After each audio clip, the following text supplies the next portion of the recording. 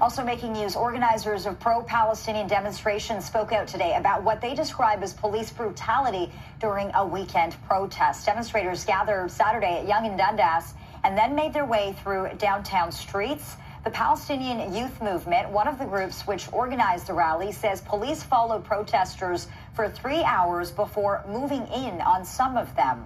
Protesters moved to 51 Division to demand the release of those who had been arrested. Police say 2 people were charged with assaulting a peace officer with a weapon, and a driver was charged with stunt driving for operating a truck with occupants in the bed. 4 others were detained for trying to interfere with an arrest. 3 were released unconditionally, while the 4th was turned over to the OPP as he was wanted on a warrant for an unrelated matter. Activists held a news conference to highlight their concerns. In the last 2 weeks, we have seen dramatic escalations and violence at the hands of the Toronto Police Service.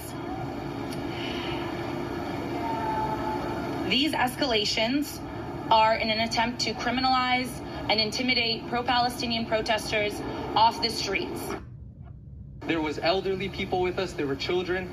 Nobody was doing anything but marching and having their voices be heard.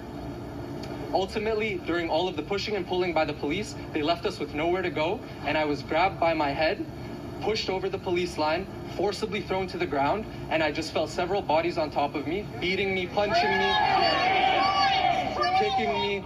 I was not resisting. I was not a threat. The president of the Toronto Police Association joined us live today and defended the actions of his officers.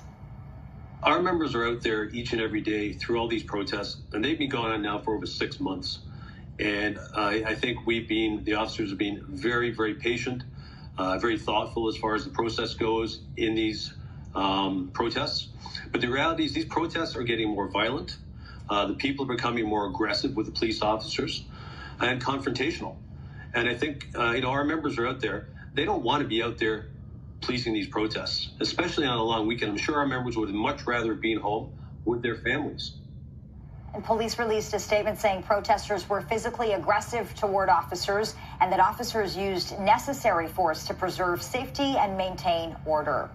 Well, turning to the weather, it is a